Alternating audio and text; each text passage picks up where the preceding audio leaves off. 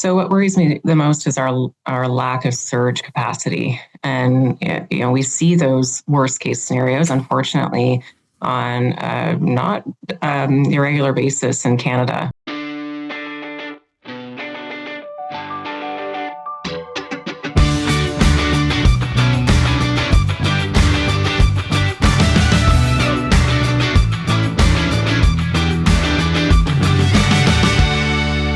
It's Wednesday, the 21st day of January, 2026. Welcome back to the program. Closer Look.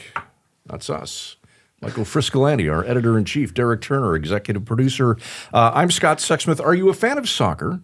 I do love the World Cup. I love international soccer. I don't watch. I don't understand all the leagues. There's like the Premier League and the Champions League. I like Ted Lasso's a good show. But agreed. Yeah, but when the World Cup, it's very easy to understand.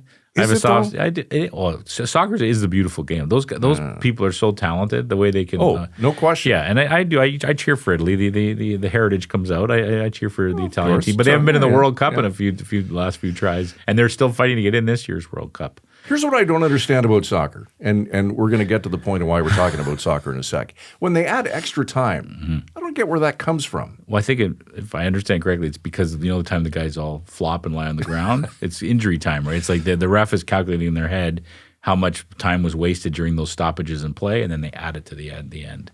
But that must be the only sport where that happens. It is. That doesn't happen in hockey or it's football. It's kind of bizarre. All right. The 2026 FIFA World Cup is going to be hosted in Vancouver and Toronto coming up in June. And the United States and Mexico. Right, yeah. Which is that's a whole other show. Well, we've talked about that on the show, but that's the irony. I don't know what's going to – by the time the World Cup rolls around, where are we going to be with our relations with the United States? I mean, how are they even allow each other to come to – I don't know. So there's 13 games, 13 matches going to be played in Canada. Canada, yes. Vancouver and Toronto. And the potential strain on the healthcare system in those markets. Yeah, forget the strain on the politics. Yeah, that's a whole other talk about podcast, strain on the healthcare system. Yeah. Dr. Catherine Varner, she's an emergency physician in Toronto and the deputy editor of the Canadian Medical Association Journal, wrote a really powerful editorial in their latest edition about how these kind of mass gathering events where hundreds of thousands of people come to the cities to visit for the World Cup or things like that can be a real strain on the healthcare system, which is already at its peak burden. Yeah. They're right at the tip of being strained already.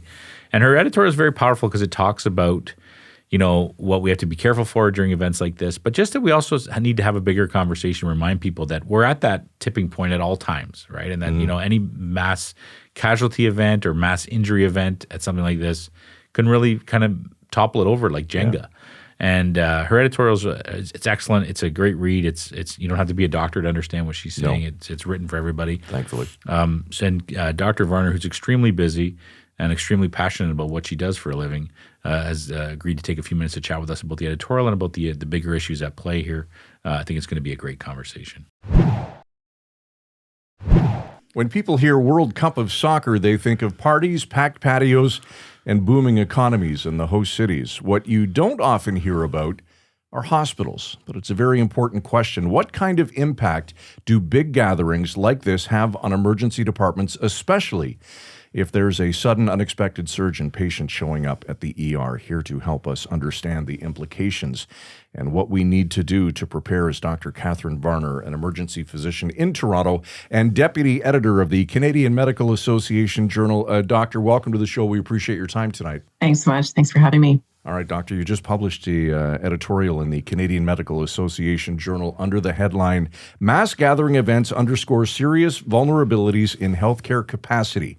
Now, we already know how stretched the Canadian healthcare system is, especially our emergency rooms. What happens when you add hundreds of thousands of visitors to that equation? Yeah, so there's a whole body of evidence that explores that. And what we see is emergency department utilization goes up, particularly around sporting events, in part because people are celebrating, they're using more alcohol than they would typically, and or substances. And there's an increase in trauma, and there's also an increase in alcohol and substance-related events in emergency departments. Did you see that during the World Series too, Doctor? Yeah, I worked in downtown Toronto in Game 1 and 7 of the World Series, and that was really consistent with my experience on the ground.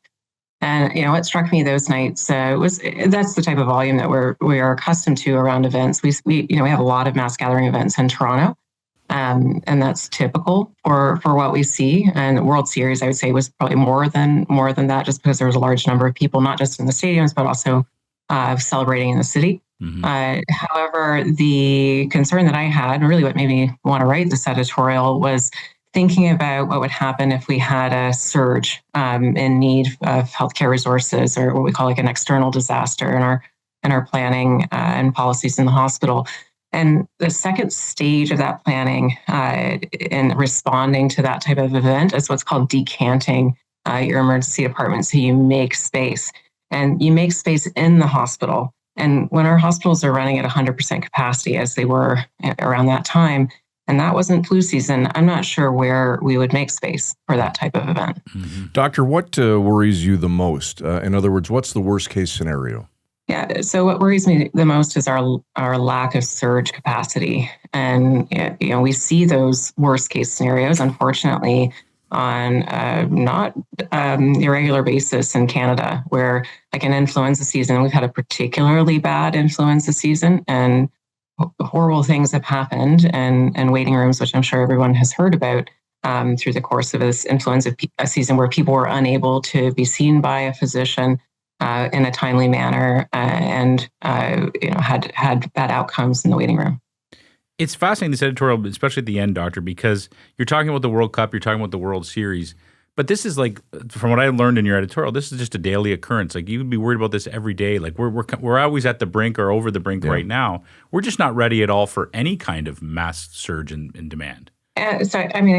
So how we're prepared on paper, I think, is very different than how we are prepared, in reality.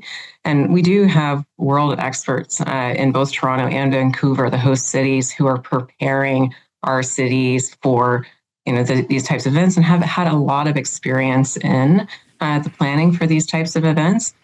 I think the challenge is executing these types of plans in a healthcare system where sort of runs at 100% capacity all the time. We run a very lean system. So imagining if you needed to surge quickly, not being able to have that space and capacity is the main concern. I just want to read this one paragraph, Doctor. Canada is increasingly vulnerable to events that may result in a surge in healthcare utilization, including climate emergencies, mass gathering events, infectious disease outbreaks, and global defense escalations. A coherent, feasible, actionable, and national plan is urgently needed to increase hospital beds and train the required personnel such that quality care can be maintained. Are people listening? Who's listening to this, or who's not listening? That was also another reason why I wrote this editorial. I would think that people would listen and pay attention to the types of events that have happened in our waiting rooms.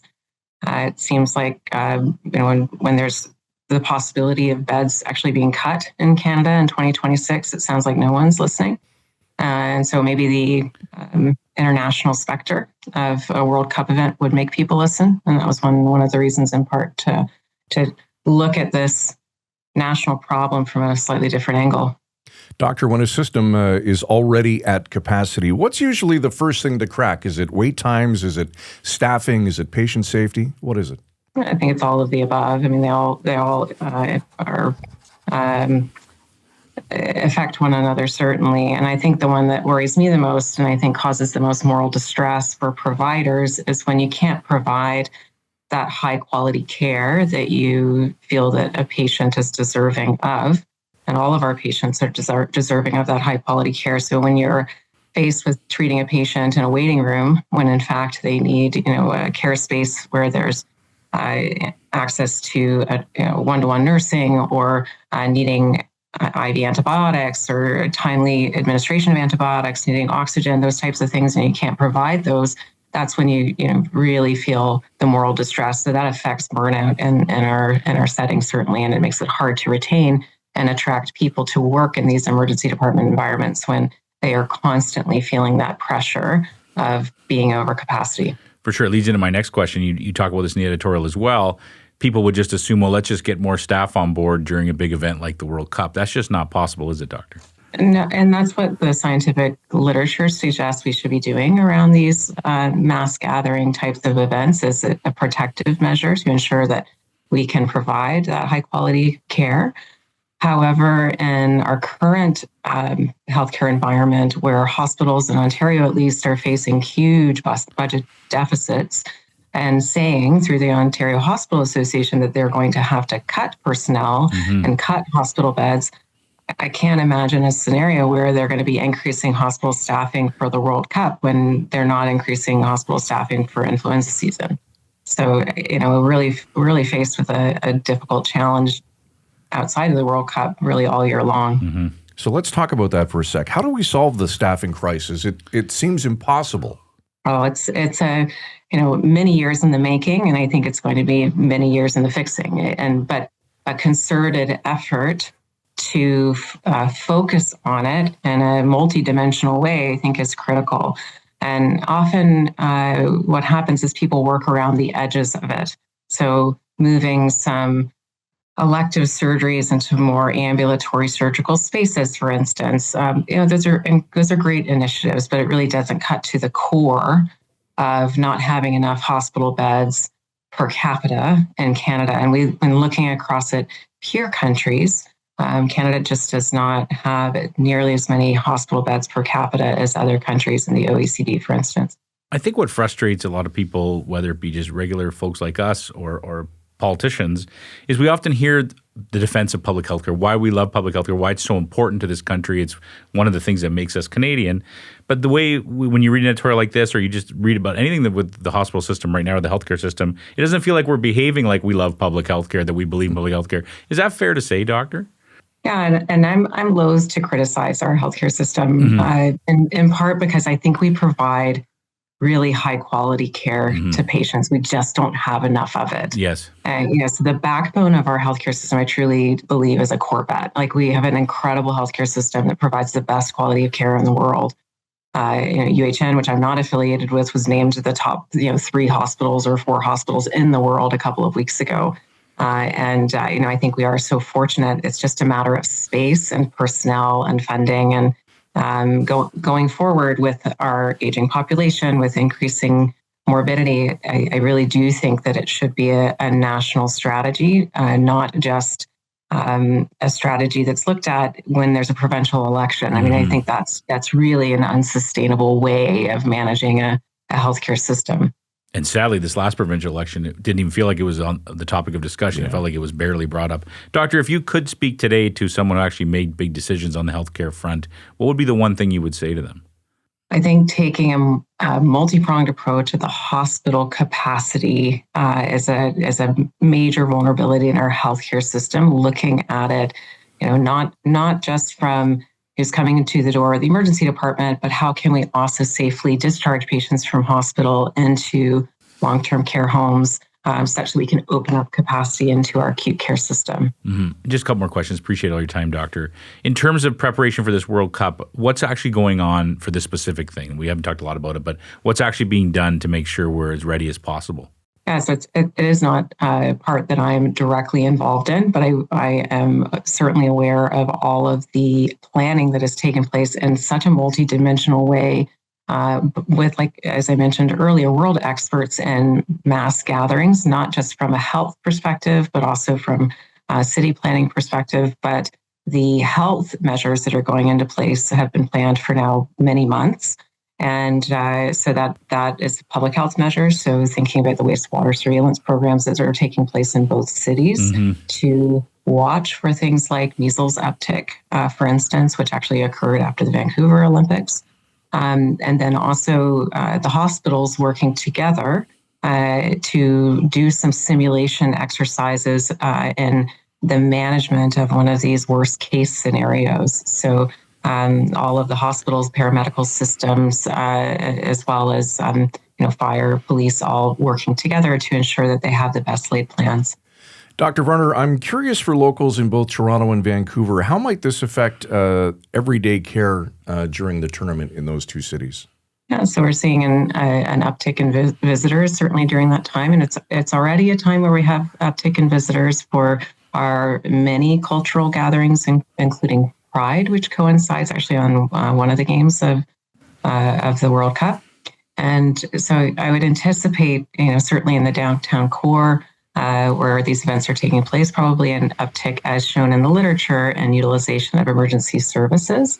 And my hope as a frontline provider is that I can continue to provide the high quality care that all of our patients deserve. Mm-hmm. Doctor, thank you so much for your time. I want to ask you this. I ask this of all healthcare professionals we talk to. I can't imagine doing the job you do. We've all depended on the healthcare system. UHN actually took good care of me during some health issues I had a few years ago. You mentioned UHN. Who takes care of you? How do you guys keep going? Because it's a massive burden on what you do.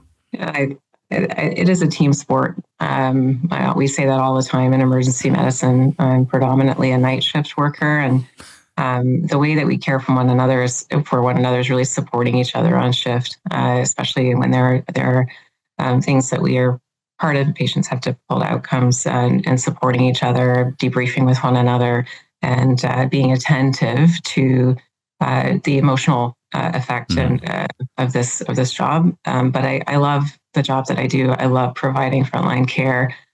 I am so inspired by the patients and how they manage their very difficult circumstances and how they take it with so much bravery that most often I walk away from a shift feeling totally inspired by how people are living despite facing pretty substantial health challenges. That's wonderful to hear. Now I feel bad, though, because now you work the night shift. We probably should have bothered you maybe at a different time of day for the conversation. Sorry, Doctor. Doctor, before we let you go tonight, anything that we didn't cover that we should have? No, I really appreciate the opportunity to speak about this. And I look forward to the summer of another great summer of a lot of fantastic events held in our city. I hope someone gives you tickets to the World Cup, Doctor. That's absolutely that's the least they can do. I'm not sure that's. Well, we appreciate all you do, Doctor. So thanks for that, and thanks for this. From Toronto tonight, Dr. Catherine Varner. Thanks so much.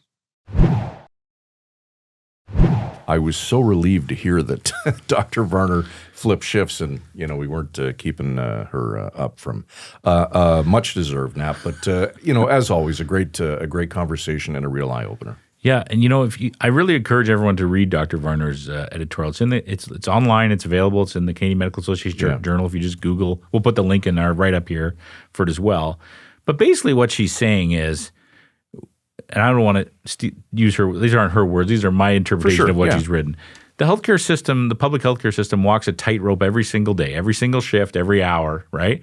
And if anything major happens, a mass casualty event or something, they're in big trouble. They're just because they're already at capacity or over capacity, right? Yeah.